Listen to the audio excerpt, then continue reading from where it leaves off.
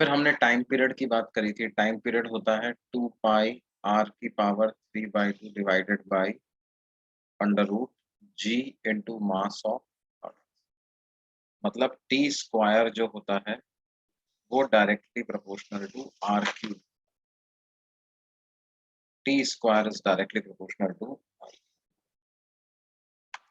मतलब अगर मैं टी स्क्वायर और आर क्यूब का ग्राफ बनाऊंगा तो वो स्ट्रेट लाइन बनेगा पासिंग थ्रू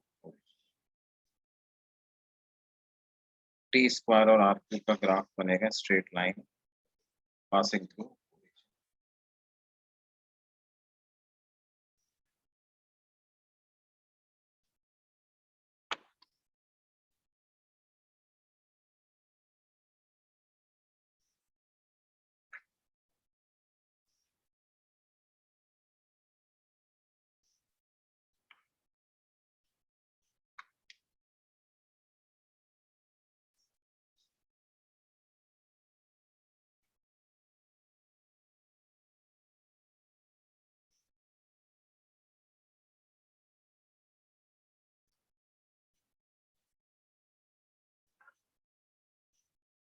हाँ बिल्कुल बेटे, देखो क्या है, हम क्या पढ़ रहे हैं, सैटेलाइट इन सर्कुलर ऑर्बिट्स हमने पढ़ा था। और ये कुछ पैरामीटर्स उसके बारे में डिराइव किए थे हमने कि जो उनकी स्पीड होती है ऑर्बिट में घूमने की स्पीड, वो root G M by R होती है। टोटल एनर्जी को ऐसा लिख सकते हैं minus G mass of earth into, ये भी मास ऑफ अर्थ ही है, कैपिटल एम जहां भी यूज कर रहे हैं वो मास ऑफ अर्थ के लिए।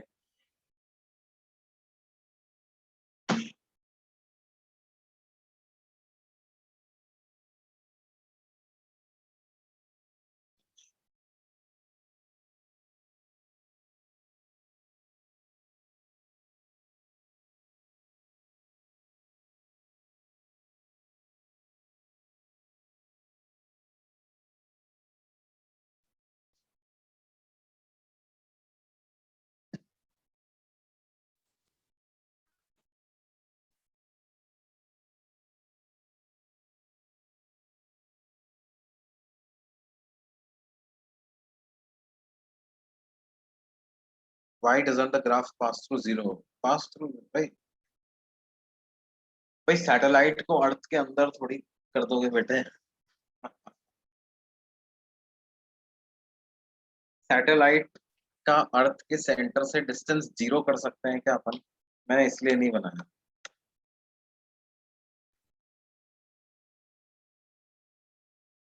Can you make the distance of satellite from earth as zero? Okay, I think you got the point. Okay, तो अगले पेज पे चलें।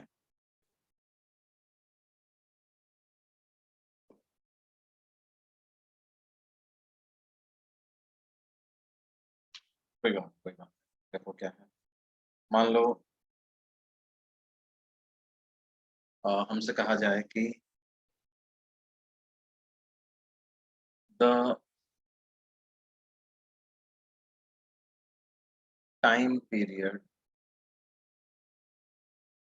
Of a satellite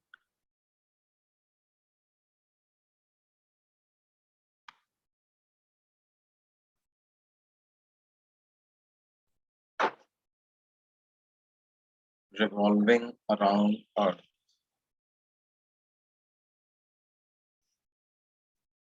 is 3 hours. Then find the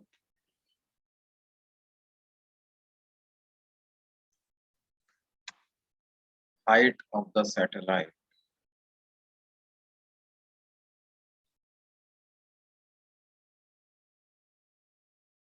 above Earth's surface.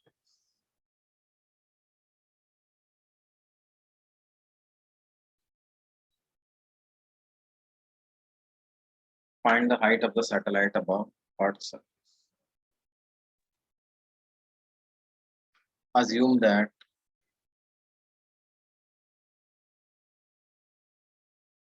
height of the satellite, height of geostationary satellite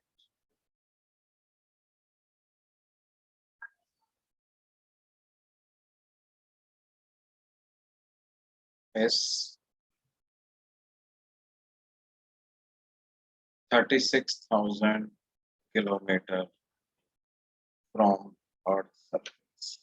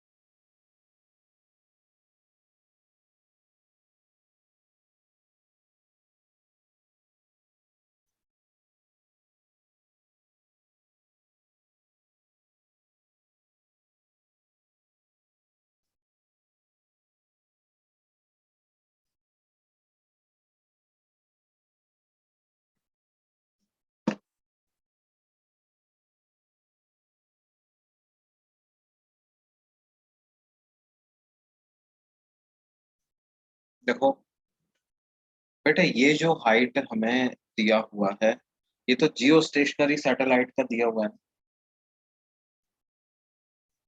और ये जो satellite की बात हो रही है, उस सैटेलाइट की हाइट निकालनी है जिसका टाइम पीरियड 3 आवर्स है ना।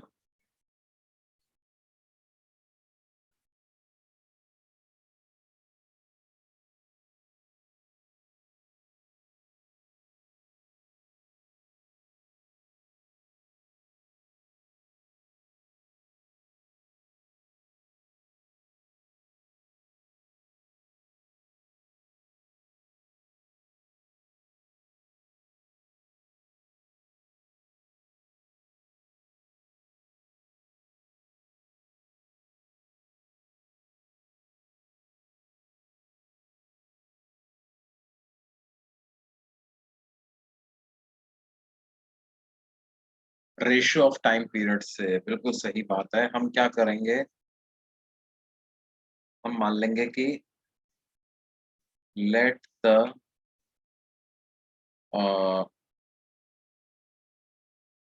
Time period of this satellite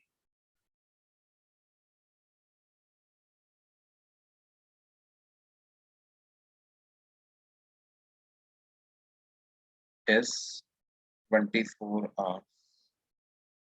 Is let the time period of this satellite be capital T, and radius is equal to small. Let the time period of this satellite be capital T and radius is equal to small. तो हम क्या लिख सकते हैं, capital T divided bye, देखो हमें एक चीज और पता है कि टाइम पीरियड जो है वो किसके प्रोपोर्शनल होता है। Time period is directly proportional to r⁻3/2। तो हम क्या लिख सकते हैं, T1/T2 is equal to R1/R2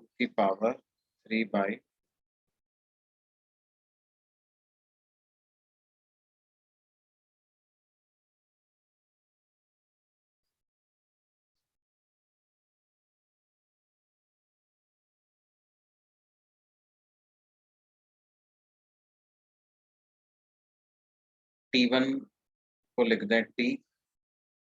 T2 जो सेकंड सैटेलाइट है वो जियो स्टेशनरी वाली है, उसका टाइम पीरियड कितना होता है। जियो स्टेशनरी का टाइम पीरियड होता है बच्चों 24 आवर्स। और जियो स्टेशनरी सैटेलाइट की जो ये वाली जो सैटेलाइट है इसकी रेडियस तो आर मान ली हमने। जियो स्टेशनरी सैटेलाइट की रेडियस क्या हो जाएगी, 36,000 प्लस 6,400 है ना। R1/R2 की पावर 3/, तो t divided by 24 is equal to r की पावर 3/2 डिवाइडेड बाय 9 सॉरी 42,400 की पावर 3/। अब ये टाइम पीरियड भी दिया हुआ आपने को, ये 3 आवर्स दिया हुआ है, तो 1/8 इक्वल टू r अपॉन 42,400 की पावर 3/। तो ये आ जाएगा 1/8 और 2/3 is equal to r by 42400। तो r की वैल्यू आ जाएगी 42400 डिवाइडेड बाय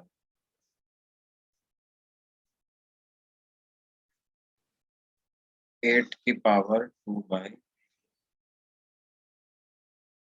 42400 डिवाइडेड बाय 8 की पावर 1/3 और उसका स्क्वायर, 8 की पावर 1/3 इज 2, 2 का स्क्वायर इज 4। तो r की क्या वैल्यू आ जाएगी 10600 किलोमीटर। और हमें हाइट पता लगानी है, तो r में से रेडियस ऑफ अर्थ सब्ट्रैक्ट करनी पड़ेगी। 10600 माइनस 6400, 00 6 से 4 कर दो, तो हाइट की वैल्यू आएगी 4200 किलोमीटर।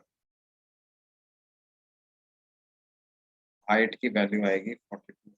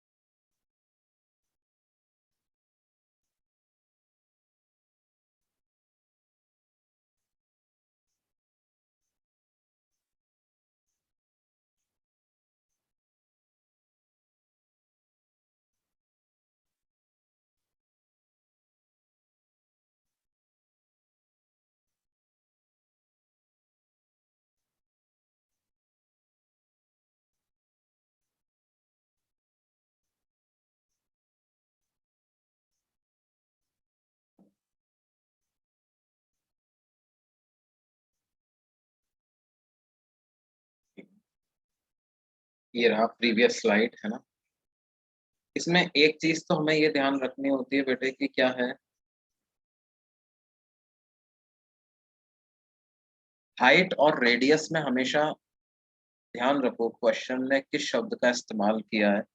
अपने दिमाग में तो क्लियर होना ही चाहिए कि हाइट क्या होती है और रेडियस क्या होती है। हाइट नापी जाती है सरफेस से और रेडियस नापी जाती है सेंटर से। Height is measured from surface and radius is measured from center. Height is measured from surface and radius is measured from center.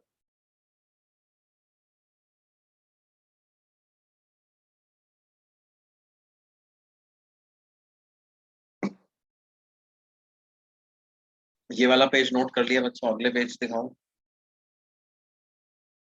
तो एक बार फिर से कर लो। हमने सुन लो, हमने तरीका क्या अपनाया। हमने सिंपल जो कंसेप्ट यूज किया है वो यूज किया है T1/T2 इज R1/R2 की पावर 3/2। ये सिंपल कंसेप्ट यूज किया है। T1/T2 is equal to R1/R2 की पावर 3/2। ये हमारा सिंपल कॉन्सेप्ट है इसका पूरा का पूरा, है ना।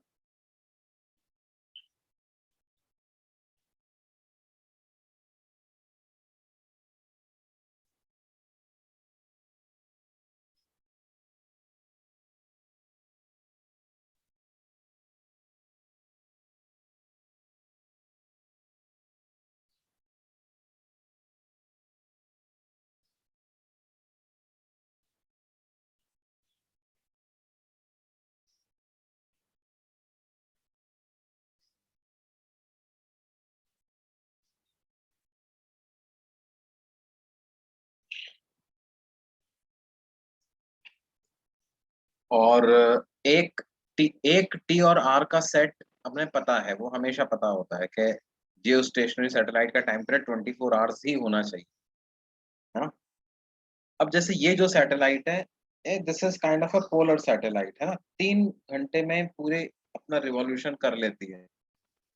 3 घंटे में पूरा रिवॉल्यूशन कर लेती है। अर्थ की सरफेस के कितना ऊपर है? 4200 किलोमीटर ऊपर रिवॉल्व कर रही है ना? तो ऐसी सैटेलाइट को पोलर प्लेन में स्टैब्लिश कर देते हैं, और क्योंकि ये बहुत ज़्यादा डिस्टेंस नहीं है, ठीक है? तो वो ऐसी जो सैटेलाइट है, ये इमेजेस भी ले सकती है ना? It can take images of earth from various positions. एक दिन में जितने टाइम में पृथ्वी एक रोटेशन कंप्लीट करती है, उतने टाइम में तो ये 8 बार घूम जाएगी, है ना? तो दिन में 8 बार एक ही पॉइंट के ऊपर से होकर के निकल सकती है। तो उस जगह के 8 बार अच्छे फोटोग्राफ्स ले सकती है ये।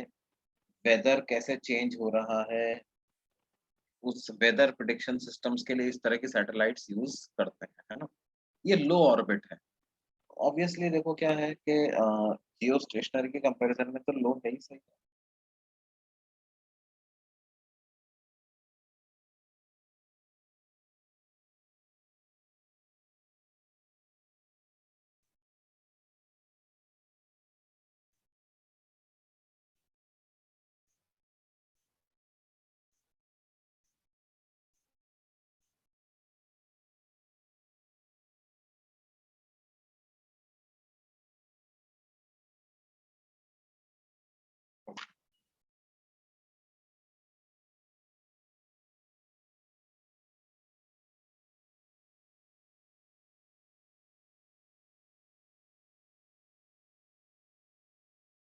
अच्छा, जैसे एक छोटा सा सवाल पूछा जाता है कि भाई, from a satellite revolving in its orbit,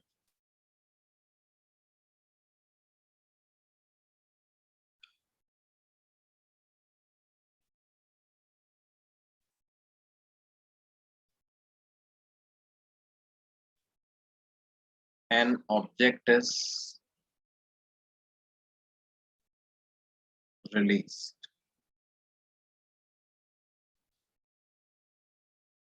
what will happen to the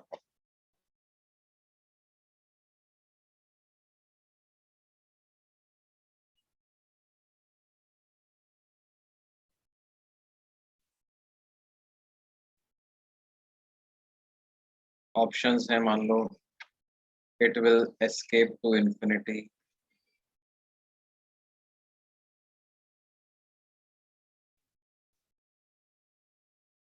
it will fall down to earth,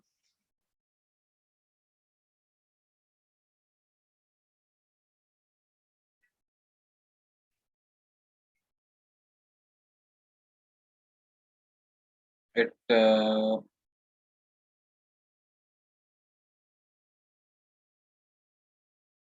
it will revolve around the earth.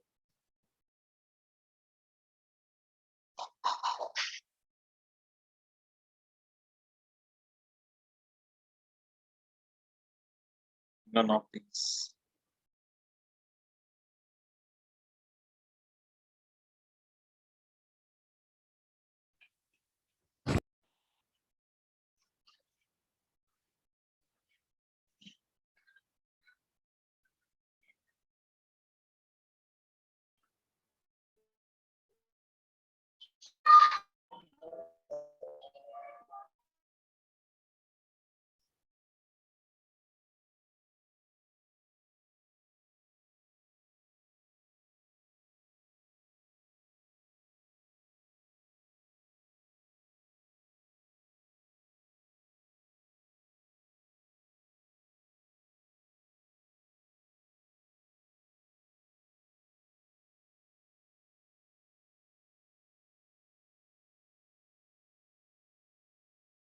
So the answer will be,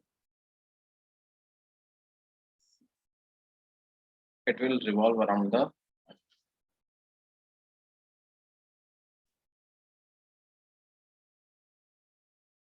भाई बेटे, एस्केप टू इन्फिनिटी का तो सवाल ही नहीं होता। हमने उसको release किया है, we have just released it, we are not providing any extra energy to the satellite, I'm not providing extra velocity to the satellite. Fall भी क्यों करेगा भाई, रिलीज किया है तो सैटेलाइट के रेस्पेक्ट में वेलोसिटी जीरो हुई ना, जितनी वेलोसिटी सैटेलाइट के पास थी पहले उतनी ही है उसके पास अभी भी। तो उस वेलोसिटी से अगर सैटेलाइट अर्थ पे नहीं गिर रही है तो वो भी अर्थ पे नहीं गिरेगा, है ना। तो इसका आंसर क्या होगा, it will revolve around the earth, satellite के साथ साथ रिवॉल्व करता रहेगा, ठीक है, it will keep revolving with the satellite.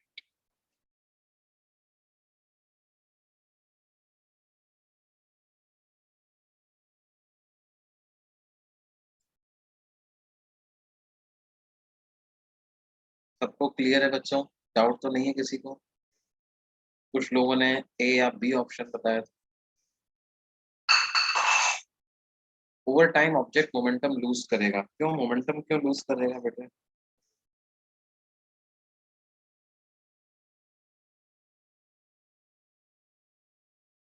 Over time momentum क्यों लूज करेगा? अर्थ का जो फोर्स लग रहा है वो तो उस पर लग रहा है सेंटर की तरफ, वेलोसिटी है टेंजेंशियल डायरेक्शन में, तो अर्थ के फोर्स का तो कोई वर्क है नहीं।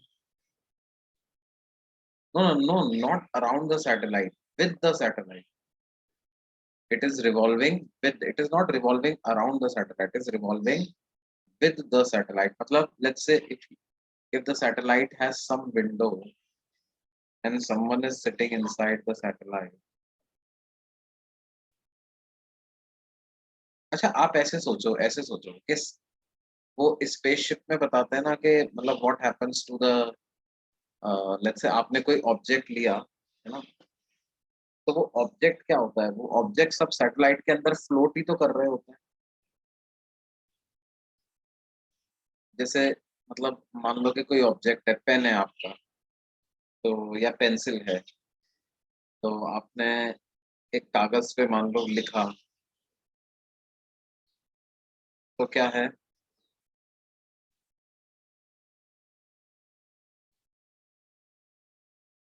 लिख के छोड़ दिया आपने, you don't need to place that play pen anywhere, उस छोड़ दो, वो it will keep dangling inside the satellite, उधर ही लटका रहेगा। And what is the difference in being inside the satellite and outside the satellite? उसको क्या है, सैटेलाइट का खिड़की खोल के ऐसे पेन को बाहर बाहर ले जाकर के रिलीज कर दो, तो वो आपके रेस्पेक्ट में रेस्ट पे ही रहेगा, it will remain at rest. तो जैसा आप घूम रहे हो पेन भी आपके साथ साथ घूमता रहे, वो बाहर ही खिड़की में लटका रहेगा, वापस से आप उस खिड़की के पास आए, फिर से खोला, फिर से पेन को लिया, पेंसिल को लिया, कुछ काम किया, हो गया। समझ रहे हो बच्चों, अर्थ पे गिरेगा नहीं। हाँ, एक बच्चा पूछ रहा है why do many satellites fall down after years of orbiting. तो कुछ सैटेलाइट्स को तो क्या है, जानबूझ के गिराया जाता है ना, कोई रॉकेट वॉकेट भेज के उनकी टक्कर करवाई जाती है, क्योंकि यार देखो हमें क्या है, सैटेलाइट्स को लगातार अपडेटेड सैटेलाइट्स भेजनी है, नई टेक्नोलॉजी आ रही होती है, एफिशिएंट सैटेलाइट भेजनी होती है, और लेट्स से कि जियो स्टेशनरी सैटेलाइट है तो सारी सैटेलाइट को आपको सेम ऑर्बिट में घुमाना है ना, एक ऑर्बिट में कई सारी सैटेलाइट्स को आपको घुमाना है, तो क्या है, मतलब you can not just keep sending the satellites, सब घूम रही हैं अर्थ के अराउंड, सबको इसी ऑर्बिट में घूमना है, obviously they won't collide with each other, क्योंकि they keep moving with same speed, सबके सब रूट dm/r स्पीड से घूम रही हैं आराम से, व्हाई वुड दे कोलाइड, कोई collision नहीं। अब लेकिन लेट्स से कि मान लो मेरे को कोई नई सैटेलाइट लॉन्च इंस्टॉल करनी है और मैंने देखा कि यार ये वाली सैटेलाइट जिस टेक्नोलॉजी पे, हाँ क्रैश नहीं हुआ तो रोटेट ही करता रहेगा। यस यस, अगर वो क्रैश नहीं हुआ तो रोटेट ही करता रहेगा। बिल्कुल सही बात है, क्रैश नहीं हुआ तो वो रोटेट ही करता रहेगा। मतलब you don't need any, why do we bring woods light down, they can not keep on rotating, why can't we? भाई you need to create space ना, मतलब जगह तो खाली करनी पड़ेगी ना यार। वो सैटेलाइट का अब कोई काम ही नहीं है, तो उसको हटाओ भाई। और मतलब ऐसा नहीं है कि उसको मतलब बिल्कुल संभाल के नीचे लेके आते हैं, बस हम तो ऐसे ही we just shoot it and then it leaves its orbit, right? और कभी-कभी वो स्पेस डेब्रिस की भी बात करते हैं, स्पेस डेब्रिस, स्पेस का कचरा, है ना? Sometimes we just leave it in the space, we don't worry कि अरे ठीक अभी बहुत जगह बची हुई है, कहीं भी कचरा फेंको। तो जो एनवायरमेंटलिस्ट हैं, जो एस्ट्रोनॉट्स हैं, वो कहते हैं कि भाई स्पेस का भी ध्यान रखो यार, उसमें भी बहुत ज़्यादा कचरा कर दिया है।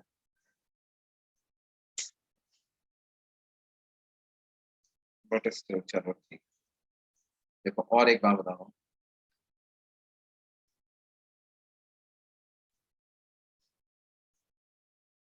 मान लो आपसे पूछा जाए, is satellite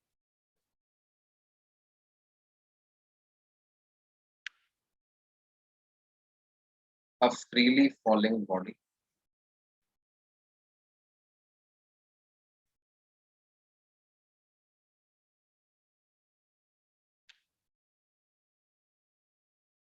What is the weight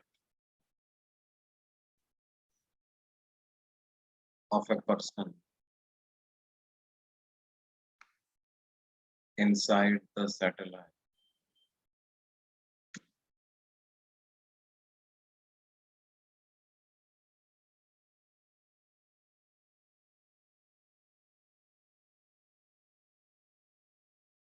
Measured with the help of weighing machine.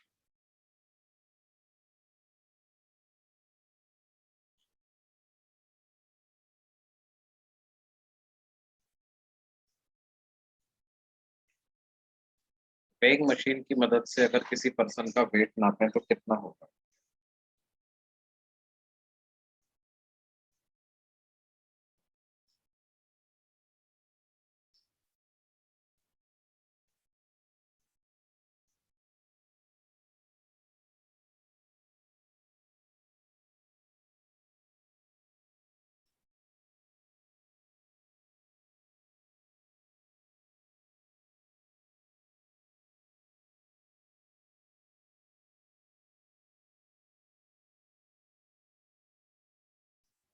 Weight will be zero. It will be exact zero.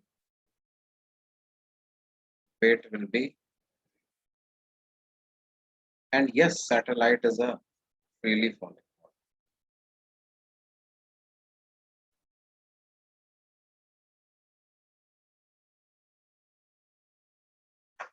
अच्छा, एक बात बताओ, क्या एक प्रोजेक्टाइल फ्रीली फॉलिंग बॉडी है?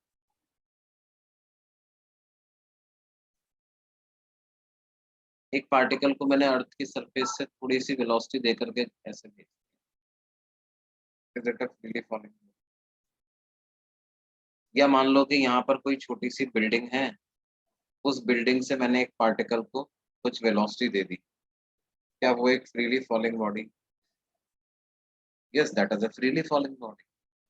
Now what you have done with the satellite is the same thing. आपने क्या किया है सैटेलाइट को, हाँ आपने 100-200 मीटर की बिल्डिंग नहीं है अभी आपकी, आपने क्या किया, कई हजार किलोमीटर ऊपर लेकर के गए और कुछ वेलोसिटी दे दी सैटेलाइट, क्या होगा? हाँ, आपने ऐसी वेलोसिटी दी कि वो अर्थ पे आकर के नहीं गिर रहा है वापस, ठीक है?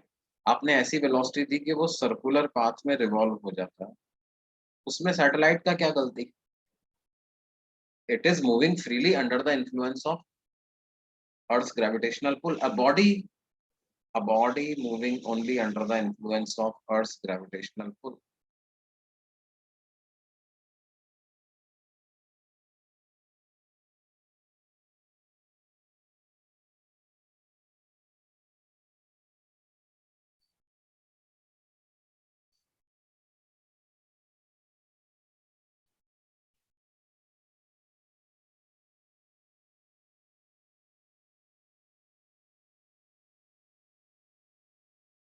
A body moving under the influence of Earth's gravitational. A body moving only under the influence of Earth's gravitational pull is a freely falling body.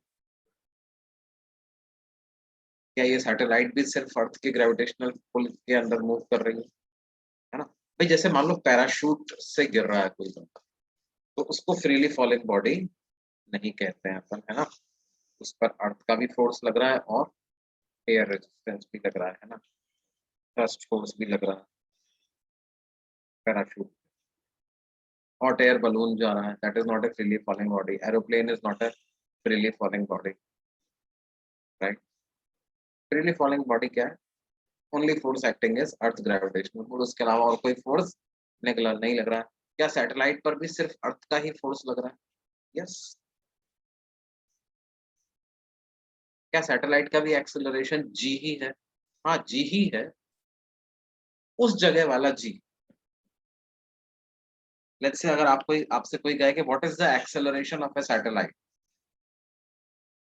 What is acceleration of satellite?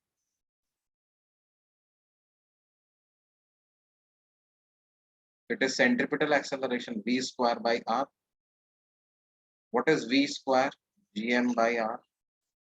It is gm by r square. This is the acceleration of satellite. Is it g at that place? Weight के बारे में अभी आता है, पहले इस चीज को समझ लो कि क्या सैटेलाइट फ्रीली फॉलिंग बॉडी क्यों? क्या ये उस जगह का जी है जहां पे satellite?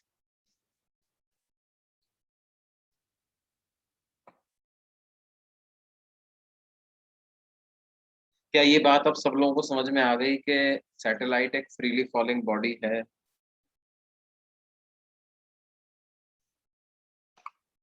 Is this clear to everybody now? Satellite is a freely falling. Now, let us come back to the point that why weight is zero. Weight के बारे में बात कर लेते हैं। अच्छा एक बात बताओ, जैसे मान लो आप weighing machine, imagine yourself to be in a satellite and you try to stand on a weighing machine. So will you be able to exert some force on the weighing machine?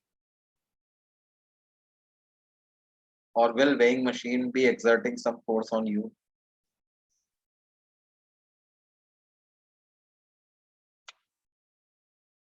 कोई force नहीं लगाएगी weighing machine पर। भाई weighing machine का भी acceleration जी है, आपका भी एक्सेलरेशन। ये बिल्कुल वैसा ही है, ये सिचुएशन कुछ ऐसी है कि कोई आदमी क्या करे, वेइंग मशीन को लेकर के एक बिल्डिंग से कूद जाए और फिर वेइंग मशीन पे खड़ा होने की कोशिश करे और नापना चाहे कि उसका वजन कितना आ रहा है। Will that's weight be zero?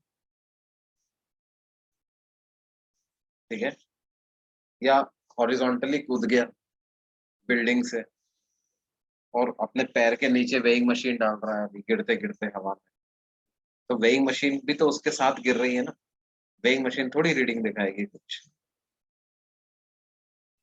वो नॉर्मल फोर्स एग्जर्ट ही नहीं कर रहा। भाई वेइंग मशीन तो नॉर्मल फोर्स नापती है, वेइंग मशीन को क्या पता आपका मास क्या है ना? कितना आपने पिज्जा बर्गर खा के वजन बढ़ा लिया, वेइंग मशीन को थोड़ी पता। वो तो आप नॉर्मल फोर्स जितना लगाओगे उतना मेजर करेगी।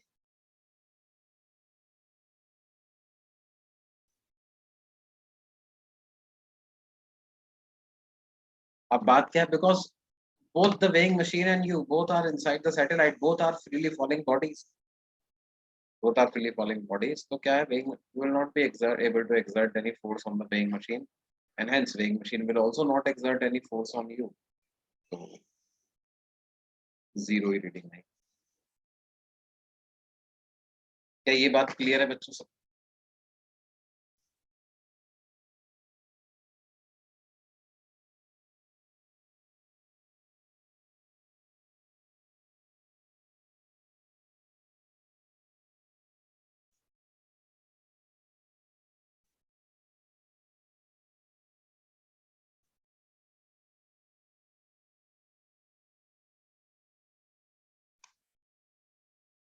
ओके बच्चों,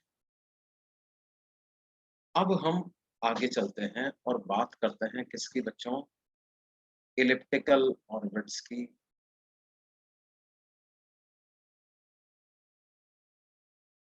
अच्छा, उसके पहले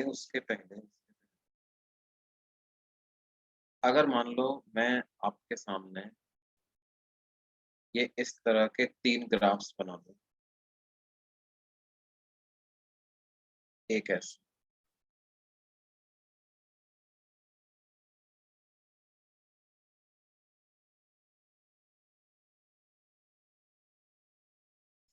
एक ऐसे और एक ऐसे,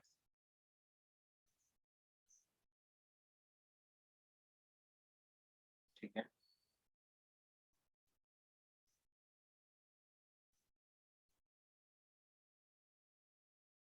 और ये ग्राफ्स क्या बता रहे हैं? मतलब ए काइनेटिक एनर्जी का ग्राफ है, बी पोटेंशियल एनर्जी का ग्राफ है, सी टोटल एनर्जी का ग्राफ है। क्या ऐसा है क्या? या ऑप्शन बी कह रहा है कि ए काइनेटिक एनर्जी का है, बी टोटल एनर्जी का है, सी पोटेंशियल एनर्जी का, या ऑप्शन सी कहता है कि ए टोटल एनर्जी है, बी काइनेटिक एनर्जी है और सी पोटेंशियल एनर्जी, या ऑप्शन डी कहता है कि ए टोटल एनर्जी है, बी पोटेंशियल एनर्जी है और C kinetic energy.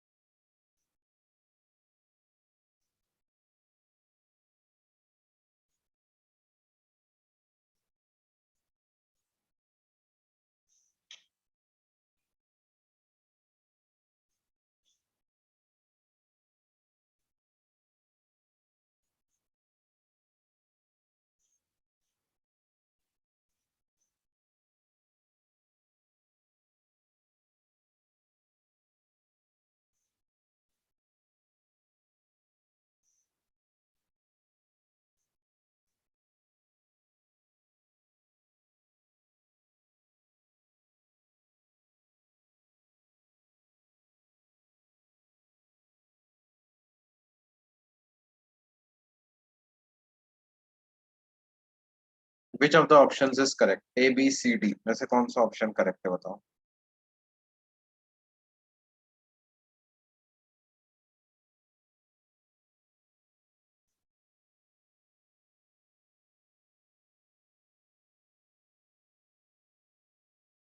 Option B is the correct answer, है ना। देखो सी और डी तो एब्सर्ड है ना, kinetic energy can never be negative, ठीक है। और देखो टोटल एनर्जी क्या होती है, टोटल एनर्जी होती है potential energy plus kinetic energy. Now potential energy is negative,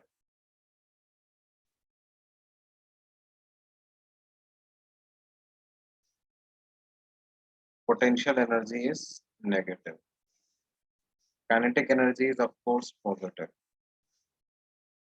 तो क्या हम बोल सकते हैं total energy is less negative than kinetic energy, total energy is less negative than kinetic, less negative than potential energy, total energy is less negative than potential.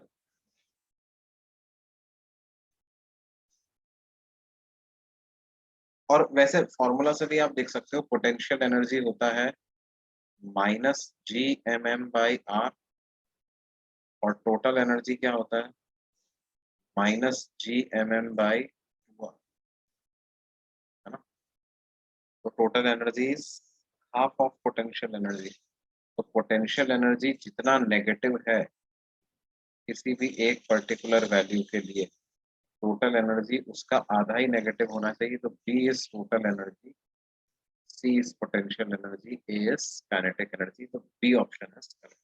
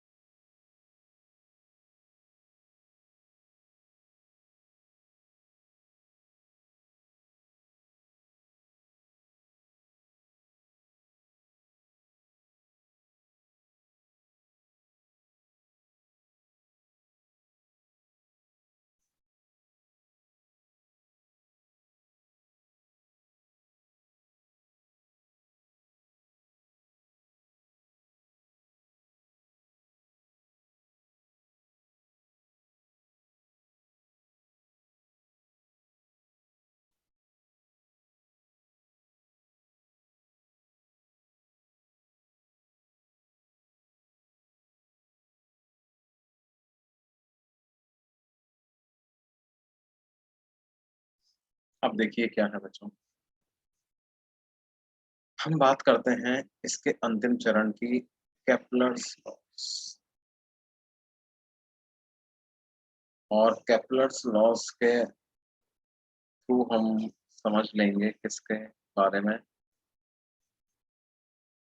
Elliptical orbits के बारे में अपन बात कर लेंगे कि ये एलिप्टिकल ऑर्बिट्स क्या होते हैं।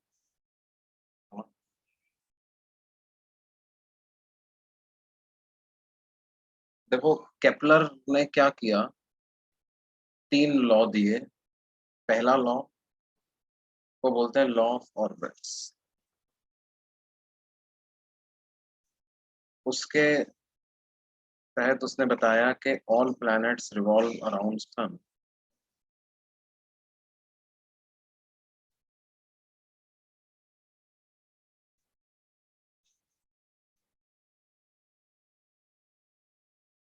इन elliptical paths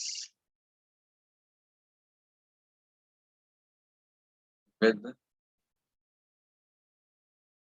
the center of sun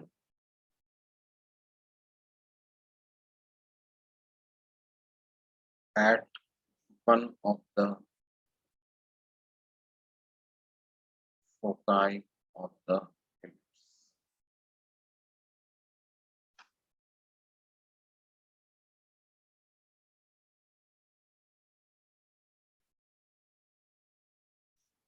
ठीक है। अब देखो इलिप्स क्या होता है, ellipse is a conic section. Ellipse, circle, parabola, hyperbola, they all belong to one family of geometric figures that is called as conic section। मतलब कोन को आप अलग अलग एंगल से कट करोगे तो क्या होगा, अलग अलग तरह के ज्योमेट्रिकल फिगर डेवलप होंगे। तो ellipse is one of them, right. और जैसे ये दो पॉइंट इलिप्स में हैं जो कि they are farthest from each other, है ना, या हम कहें कि दो परपेंडिकुलर डायमीटर इलिप्स की हमने कंसिडर करें, so this is the longest diameter of the ellipse. The longest diameter of the ellipse is called as major axis, और लेंथ ऑफ मेजर एक्सिस को हम जनरली 2a सिंबल से denote करते हैं, और द शॉर्टेस्ट डायमीटर को क्या बोलते हैं, minor axis. Of course diameters are not equal, और लेंथ ऑफ माइनर एक्सिस को डिनोट करते हैं सिंबल 2b से।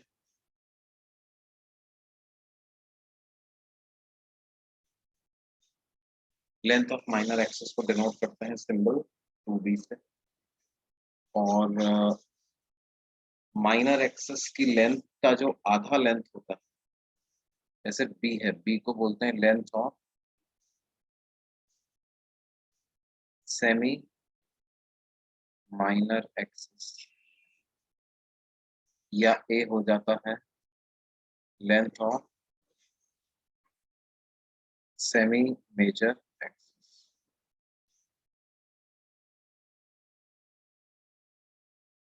है ना।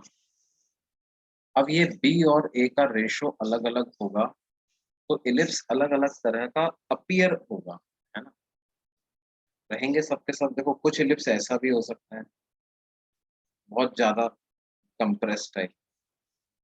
इसमें क्या है, मेजर एक्सिस और माइनर एक्सिस का रेशो बहुत ज्यादा है, या माइनर एक्सिस और मेजर एक्सिस का रेशो बात करें तो बहुत कम। कुछ इलिप्स ऐसा भी हो सकता है गोल मटोल टाइप का, मतलब it is almost a circle, B is very close to it. इस इलिप्स में क्या है, B is very small in comparison to it. इसमें क्या है, B is approximately equal to, right, all are ellipses. लेकिन मेजर एक्सिस और minor axis के रेशो से इसकी अपीयरेंस चेंज हो जाती है, इट स्टार्ट्स लुकिंग डिफरेंट।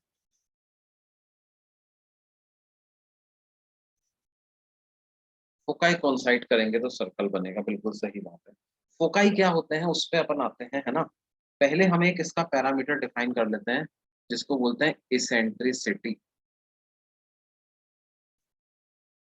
जैसा अभी मैंने कहा, बी और ए के रेशो से हमें इलिप्स का हुलिया पता चल जाता है, उसकी शक्ल कैसी दिखेगी, है ना। तो इसेंट्रिसिटी भी एक पैरामीटर होता है इलिप्स का। तो हाँ, कोनिक सेक्शन वाले चैप्टर में भी आप लोगों ने पढ़ा होगा, 11th में पढ़ा होगा शायद, 1 - थोड़ा बहुत b²/a² का 11th की टेक्स्ट बुक में तो है, आपकी मैथ्स वाली जो टेक्स्ट बुक है एनसीईआरटी, उसमें है कोनिक सेक्शन।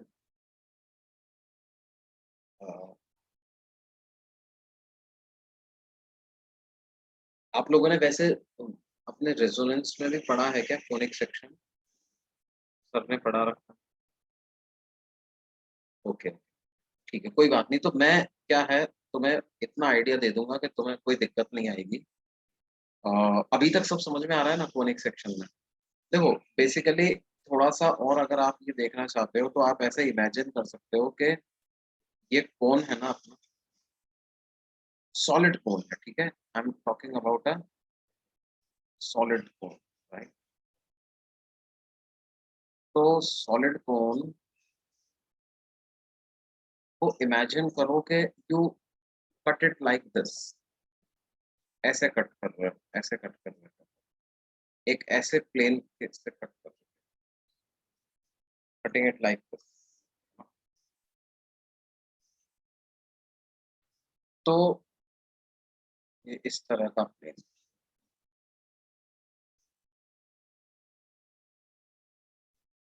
ऐसा प्लेन से मैंने इसको कट किया।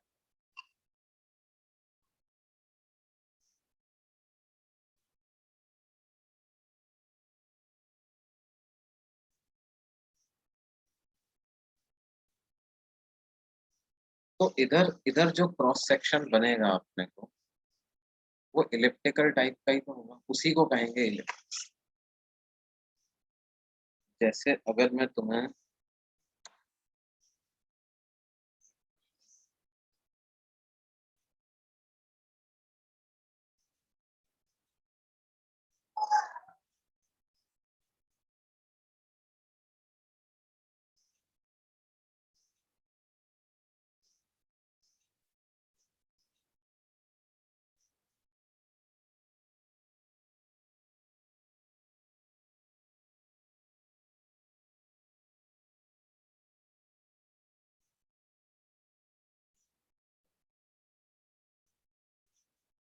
Can you see this diagram of A conic section, है ना? एक कोन को अलग अलग तरीके से अपन क्रॉस सेक्शंस ले रहे हैं, कोन का अलग अलग तरीके से क्रॉस सेक्शन ले रहे हैं। हाँ, मैं दिखा रहा हूँ, प्रीवियस स्लाइड दिखा रहा हूँ। ये आपको ये वाला डायग्राम दिख रहा है, कोन का अलग अलग क्रॉस सेक्शन से लिया। तो एक मतलब बिल्कुल बेस के पैरेलल कट कर दिया अपन ने, तो सर्कल मिलेगा। थोड़ा ऐसे एंगल पे कट कर दिया तो इलिप्स मिलेगा। और वो एंगल को बढ़ाते बढ़ाते इतना ज्यादा बढ़ा दिया कि क्या हुआ, नीचे वाला पोर्शन तक कट कर दिया, कोन को पूरे नीचे तक कट कर दिया। तो जो डायग्राम मिलता है उसको बोलते हैं पैराबोला, है ना? और इस तरह से कट करते हैं कि ये वाली जो लाइन है इस एक्सिस को भी क्रॉस कर जाता है, तो बोलते हैं हाइपरबोला। इस तरह से क्या है बेटे, ये अलग अलग इन सबको बोलते हैं circle, ellipse, parabola, hyperbola. They fall into a same category of geometrical figures which are obtained by cutting a cone from different angles, है ना? This is basically a conic section.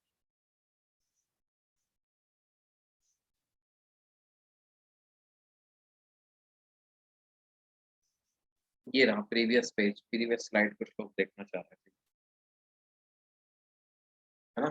तो अभी हम किसकी बात कर रहे हैं, इलिप्स की बात कर रहे हैं, क्योंकि केपलर साहब ने हमें मजबूर कर दिया कि इलिप्स के बारे में जानना ही पड़ेगा, है ना? अच्छा, जब तक कुछ लोग पेज नंबर 6 नोट कर रहे हैं, मैं आपको केपलर के बारे में बता दूं कि केपलर ने ये जो लॉ दिए ना, ये मतलब उन्होंने ऐसा नहीं दिया कि कोई कैलकुलेशन करी और कैलकुलेशन तो ऑफ कोर्स करी, but what I am trying to say is that Kepler gave this law, these laws long before Newton gave law of gravitation.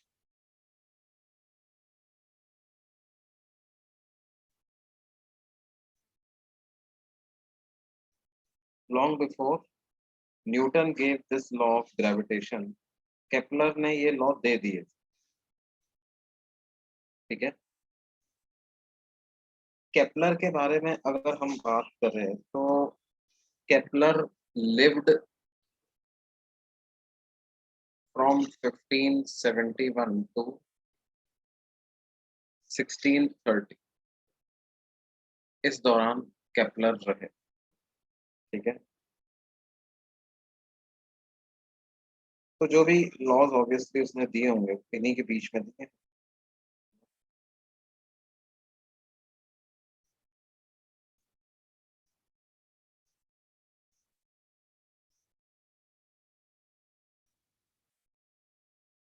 And Isaac Newton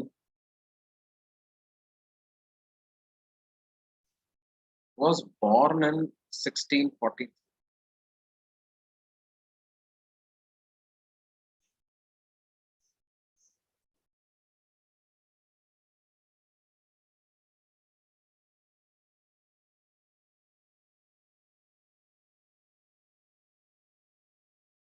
So obviously जाहिर सी बात है कि Kepler तो पहले ही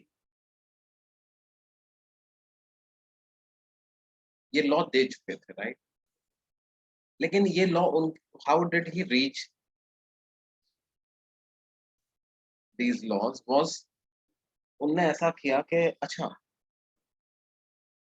थोड़ा सा अपने को क्या क्रोनोलॉजी का आइडिया होना चाहिए।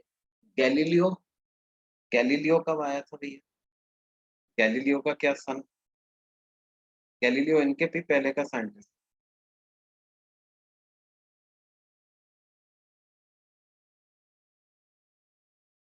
है ना। गैलीलियो को कॉन्टेम्पररी बोल सकते हो केपलर का, 1564 से 1642,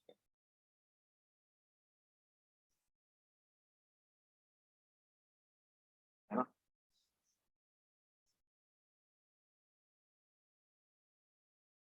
तो इसका क्या हिसाब किताब? Newton was born the same year Kelly, हाँ बिल्कुल सही बात है। न्यूटन का वैसे शायद 25 दिसंबर 1642 ऐसा बताते हैं। 25 दिसंबर 1640 this was the birth date of Isaac Newton, है ना। तो देखो क्या था, गैलीलियो ने टेलीस्कोप का आविष्कार किया।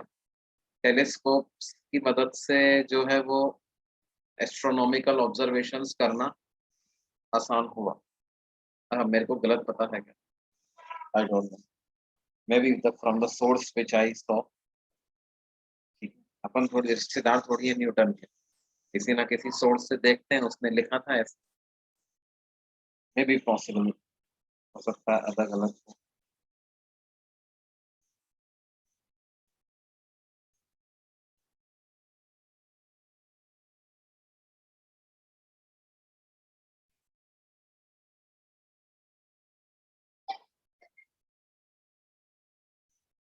Fourth January is was it? Okay,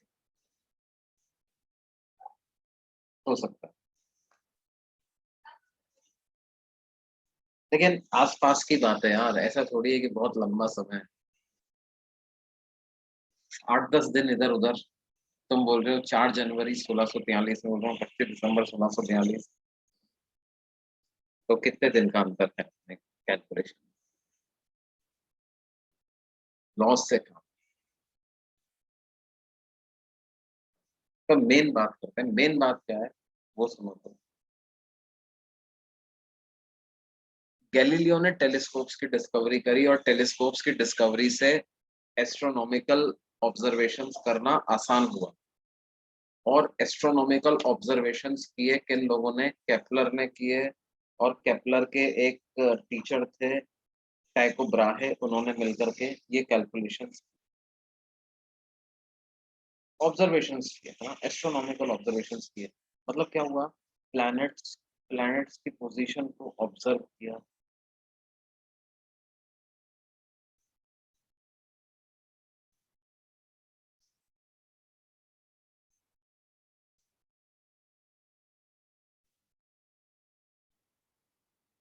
ठीक है, प्लैनेट्स को ऑब्जर्व किया, कई समय तक ऑब्जर्व किया, है ना। और कई समय मतलब मेनी ईयर्स, 10 ईयर्स, 15 ईयर्स तक ऑब्जर्व किया। जैसे आपने लेट्स से कि किसी पर कोई प्लैनेट आपको दिखाई दिया, मार्स दिखाई दिया, और फिर उसके बाद आपने उसको ऑब्जर्व किया, 2 महीने बाद फिर से ऑब्जर्व किया, फिर वापस से ऑब्जर्व किया, अगले साल फिर ऑब्जर्व किया, फिर 3-4 महीने बाद फिर ऑब्जर्व किया, है ना। ऐसे आप उसको over the years you are collecting the data, और साइमल्टेनियसली आप उसकी पोजीशन सन के रेस्पेक्ट में देखते हो। And you created a huge database, and from that huge database he combined these, उसने क्या किया, इन सारी चीजों को कंबाइन किया, कंबाइन करके वो इस कंक्लूजन पे पहुंचा के सारे प्लैनेट्स जो हैं वो क्या करते हैं, around they revolve around sun. और किस तरह के ऑर्बिट में वो रिवॉल्व करते हैं, इन इलिप्टिकल ऑर्बिट्स में रिवॉल्व करते हैं, है ना। और ऑब्वियसली उस समय पर न्यूटन्स लॉ ऑफ ग्रेविटेशन नहीं आया था। देखो हमने, हालांकि न्यूटन, इस चैप्टर में अपन ने न्यूटन्स लॉ ऑफ ग्रेविटेशन पढ़ पहले लिया हो, हमने न्यूटन्स लॉ ऑफ ग्रेविटेशन पढ़ पहले लिया हो, लेकिन न्यूटन लॉ ऑफ ग्रेविटेशन तब तक आया नहीं था जब तक केपलर ने अपने लॉ दे करके निकल चुके थे। ठीक है, तो ये बात को हमें ध्यान रखनी है कि केपलर ने अपने लॉ देते समय न्यूटन लॉ ऑफ ग्रेविटेशन का यूज नहीं किया। अच्छा, अब इलिप्स पे अपन बात कर रहे थे, देखो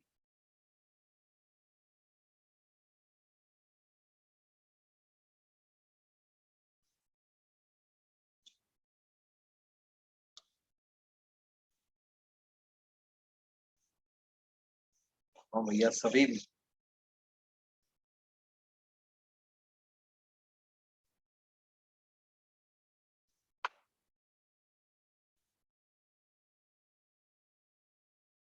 भाई देखो, एक बच्चा पूछा सर सोलर सिस्टम फ्लैट है और स्फेयर स्फेयर नहीं है, ऐसा क्यों है? इसके पीछे मैं आपको एक न्यूटन का कोट बोलना चाहूंगा। वो क्या बोलता है कि भाई,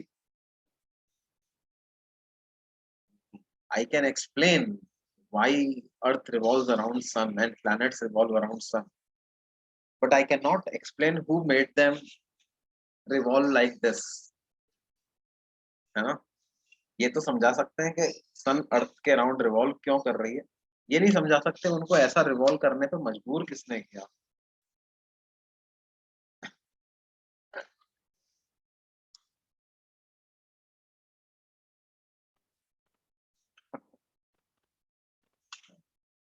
इस तरह के किसी भी पॉलिटिकल कमेंट से मैं बचूंगा, है ना। अब देखो बच्चों, बात क्या है कि भाई फ्लैट है, उसकी हम स्टडी कर सकते हैं। तो देखो, इसका जो आंसर है वो लाई करता है कहीं ना कहीं ओरिजिन ऑफ यूनिवर्स पे, है ना, बिग बैंग टाइप की चीजों पे, कैसे क्रिएट हुआ होगा, क्रिएट करते समय सबका सब एक dense mass of one single lump था, उससे अलग अलग प्लैनेट बन गए, स्टार्स बन गए, है ना।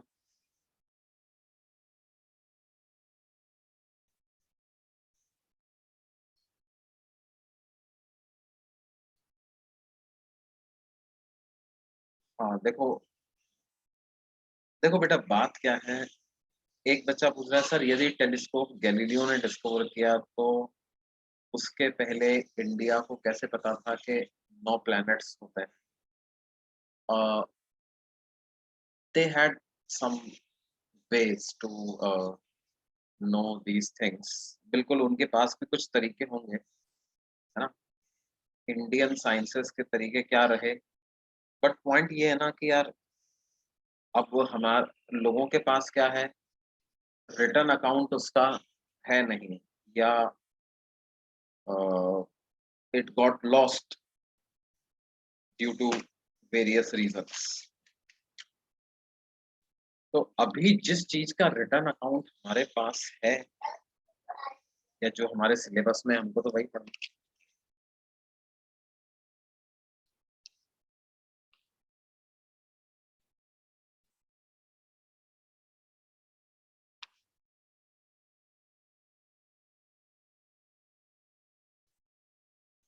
हाँ हाँ बिल्कुल बिल्कुल, देखो ऐसे तो क्या है, हम लोग कहते हैं कि जो it got loss, yes knowledge somewhere got.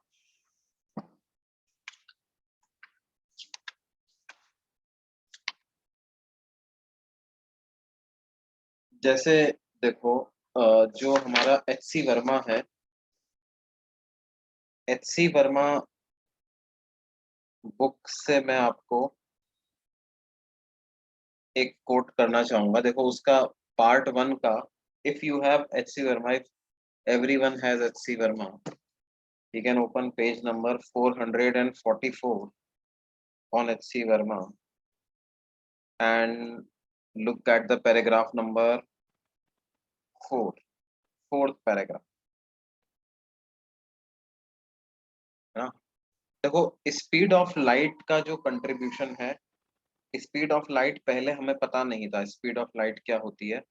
Speed of light को हम जो साइंस पढ़ते हैं उसमें हम मानते हैं कि 1983 was the time in which two scientists by the name of Michelson and Morley, they did their experiments and proved that the speed of light was the current value that we know. Page number 444, chapter number 21, ऐसे समझ लो, page number हो सकता है अलग अलग होगा। तो वहां पर क्या है, वो कहता है कि 1983 में माइकलसन एंड मॉर्ले नाम के दो साइंटिस्ट हैं जिन्होंने क्या किया, स्पीड ऑफ लाइट को डिटरमाइन किया, है ना, और उनको नोबेल प्राइज भी मिला उनके इस अचीवमेंट के लिए, ठीक है। और इस इनके माइकलसन मॉर्ले के बारे में अपन लोग पढ़ेंगे, जो अपन मॉडर्न फिजिक्स पढ़ेंगे तो माइकलसन मॉर्ले के बारे में पढ़ेंगे, कौन थे, कैसे उस चीज पे पहुंचे, है ना। और तो लेकिन ये बोलते हैं कि भाई क्या है, HC Verma, I am quoting completely HC Verma here, perhaps the great Indian talents in Vedic age had the knowledge of the speed of light। और HC वर्मा ने भी किसी किताब से उठाया, वो बोलते हैं GV Raghav Rao in his book quotes a verse from Rigved part 1 section 54, योजनम सहस्त्र द्वे द्वे शते द्वे च योजने अकेन निमिषरधिना क्रमन्ना नमोस्तुते, है ना। तो उन्होंने कहा है कि इसमें ये जो ऑल दीज थिंग्स है ना, जितनी भी चीजें लिखी हुई है, योजन, सहस्त्र, शते, निमिष, क्रमन्ना, ये सब के सब क्या हैं, ये अलग अलग यूनिट्स हैं, डिस्टेंस और टाइम की यूनिट्स हैं, एंशिएंट यूनिट्स हैं। और इनके हिसाब से अगर हम ये पूरा कन्वर्जन करें तो हम 3 इंटू 10 की पावर 8 मीटर पर सेकंड पे पहुंच जाते हैं, ठीक है। हम पहुंच जाते हैं किस पर, 3 इंटू 10 की पावर 8 मीटर पर सेकंड। तो which is the very close to the accurate value that we currently know of about the speed of light। Probably they had their methods, but लेकिन बात यह है कि अभी इसका कोई मतलब नहीं है, है ना। May be when you, let's say अगर आप में से कुछ लोग इसको आगे परस्यू करना चाहते हैं तो कुछ यूनिवर्सिटीज होती होंगी जहाँ पर इसके बारे में रिसर्च होती है ना। अपन तो अभी ये पढ़ रहे हैं।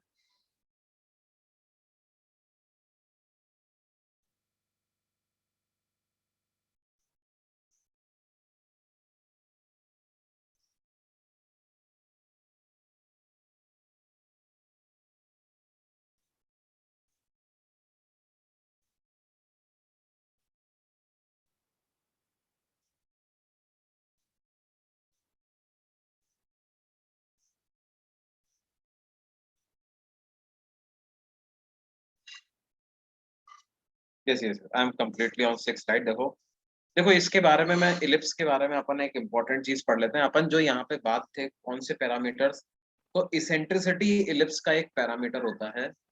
इसेंट्रिसिटी जो होता है for ellipse, it lies between 0 and 1। Eccentricity of ellipse lies between 0 and 1। 0 और 1 के बीच में इसेंट्रिसिटी होती है, और मेजर एक्सिस और माइनर एक्सिस का जो रेशो है उससे पता लग जाता है। जब b is approximately equal to a, तो इसेंट्रिसिटी अप्रोचेस 0, 1 माइनस 1 0 हो जाता है। And if b is very very small in comparison to a, तो इसेंट्रिसिटी 1 को अप्रोच करता है ना। तो इसका मतलब क्या है, जो बिल्कुल फ्लैट एलिप्स होगा उसकी इसेंट्रिसिटी विल बी अप्रोक्सीमेटली 1।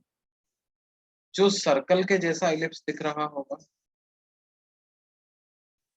उसकी eccentricity will be approximately 0, right. ये ऐसा इसेंट्रिसिटी का बात, ठीक है। अच्छा, एलिप्स की एक प्रॉपर्टी और होती है। क्या प्रॉपर्टी होती है एलिप्स की? कि जो उसकी मेजर एक्सिस होती है, उस मेजर एक्सिस पे दो पॉइंट्स ऐसे होते हैं, उस मेजर एक्सिस पे दो पॉइंट्स ऐसे होते हैं जहां से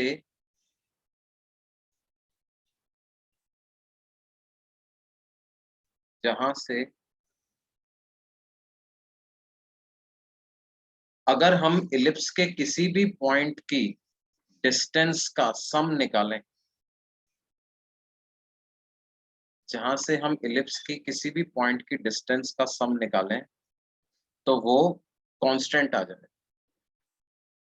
मतलब pf1 plus pf2 is equal to 2a, where p can be any point on ellipse,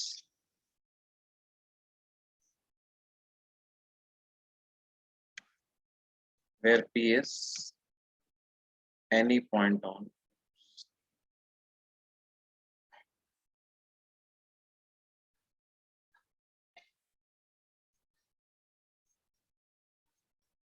p is any point on, where 2a is length of major axis,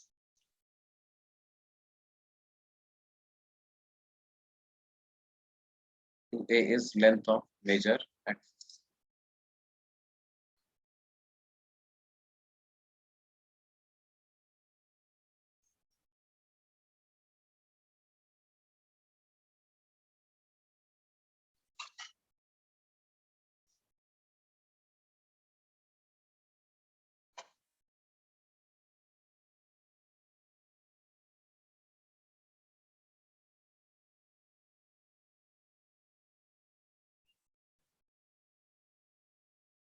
देखो, इलिप्स को बनाने का एक तरीका क्या होता है कि वो इस तरह से समझ सकते हो आप, कि जैसे आपने क्या किया, एक कार्डबोर्ड लिया और उस कार्डबोर्ड में आपने दो पिन्स लगा दी, ठीक है।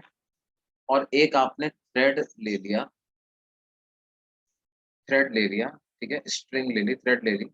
वो थ्रेड्स को इन दोनों पे बांध दिया आपने, ठीक है। और इन दोनों पे बांध करके वो थ्रेड की लंबाई क्या है, इन दोनों पिन्स के बीच की जो डिस्टेंस है ना, उससे ज्यादा है, ठीक है। वो ढीला रहता है तो ऐसा रहता है।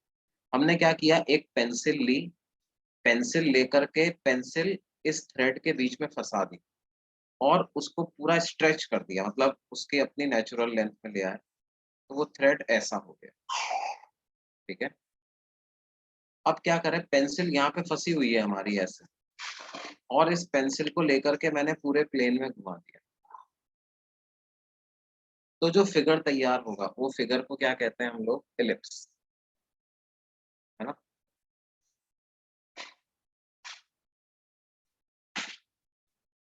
तो क्या होगा बेटे, इधर आए आप यहाँ पे, तो अब देखो ये थ्रेड की लंबाई तो कांस्टेंट है ना, length of this thread is constant, ठीक है। तो जब आप मान लो इन दो पॉइंट्स को F1 F2 कह दो, तो जब आप F2 के पास में आओगे तो क्या होगा, वो थ्रेड ऐसे डिस्ट्रीब्यूट हो जाएगी, उसकी लेंथ के F2 से डिस्टेंस कम हो जाएगी, F1 से कम हो जाएगी, F1 से बढ़ जाएगी। जब आप इस वाले पार्ट में होगे तो पेंसिल ऐसे है, F1 से डिस्टेंस कम हो जाएगी, F2 से डिस्टेंस बढ़ जाएगी, है ना। तो क्या होगा, ऐसे चलता रहेगा।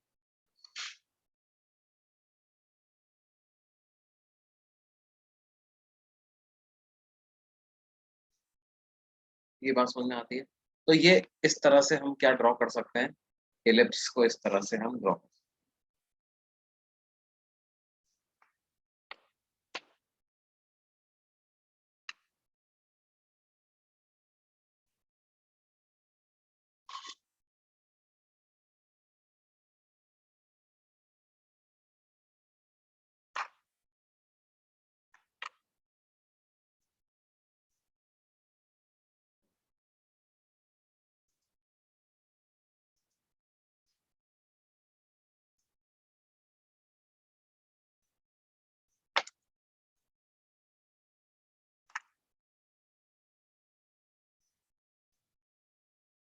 ठीक है बच्चों, तो इलिप्स की ये भी खास बात होती है कि इन दो पॉइंट से डिस्टेंस का सम जो होता है वो कांस्टेंट होता है। अब इन दो पॉइंट्स के कोऑर्डिनेट्स क्या होंगे? इन दो पॉइंट्स को बोलते हैं focus. F1 and F2 are called as focus 2.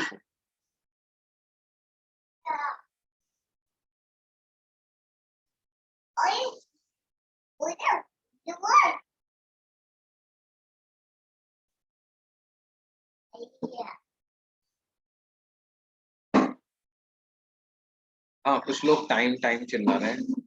अभी तो वैसे तो 4 मिनट बाकी हैं।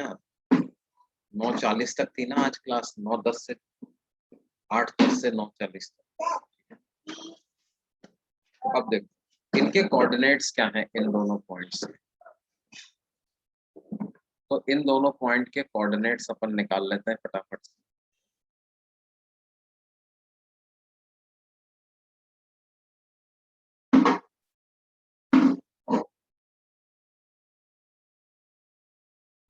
देखो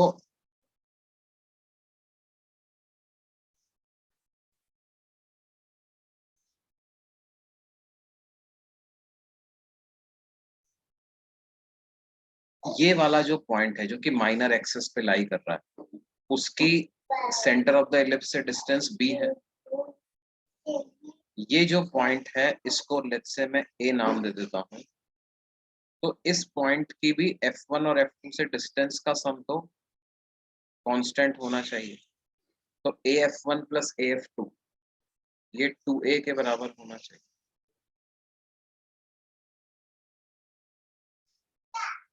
af1 प्लस af2 बराबर होना चाहिए 2a के। तो और af1 और af2 तो बराबर है, तो ये a हो जाए। इसका मतलब ये वाली डिस्टेंस क्या हो जाएगी? क्या ये distance under root of a square minus b square आ जाएगी?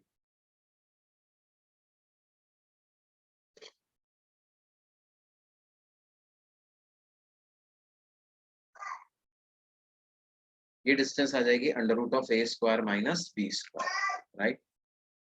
तो under root of a square minus b square में से हम a स्क्वायर कॉमन ले लें तो वो a बन के बाहर आ जाएगा, बच जाएगा under root of 1 minus B square by A square.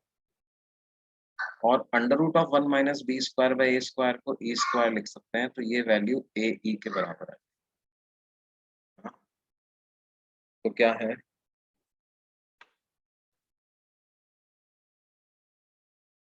Distance of focus from the centre of the ellipse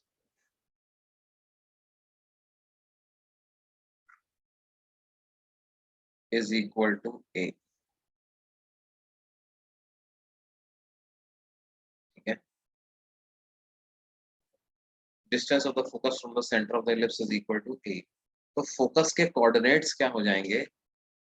एक फोकस का कोऑर्डिनेट हो जाएगा माइनस ए ई कॉमा 0, दूसरे फोकस का कोऑर्डिनेट हो जाएगा A E comma minus A E comma 0 and A E comma 0। ऐसे coordinates दो फोकस के हो जाएंगे। ठीक है, तो प्लैनेट तो इस पाथ में रहेगा और सन कहाँ पे रहेगा? सन रहेगा at one of the foci। center of the sun lies at one of the foci of the ellipse। ठीक है, तो सन के सेंटर से प्लैनेट की डिस्टेंस बदलती रहे। सन के सेंटर से प्लैनेट की डिस्टेंस जो है वो बदलती रहे।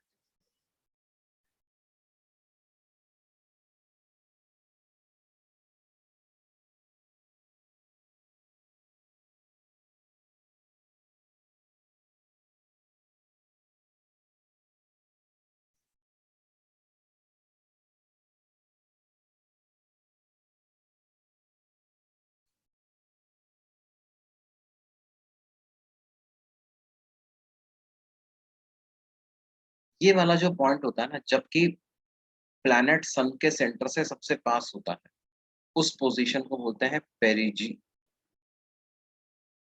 और जहां पर प्लैनेट सन के सेंटर सबसे दूर होता है उसको बोलते हैं अपोज, पेरिजी एंड पेरिजी सबसे पास वाला, अपोजी सबसे दूर वाला। तो मिनिमम डिस्टेंस जो होती है वो हो जाएगी a माइनस ए ई या a into 1 - e। Maximum distance जो प्लैनेट की सन के सेंटर से होगी वो a प्लस ए ई हो जाएगी, यानी a इंटू 1 + e के बराबर। ऐसी मिनिमम और मैक्सिमम डिस्टेंस, ये बात समझ में आ।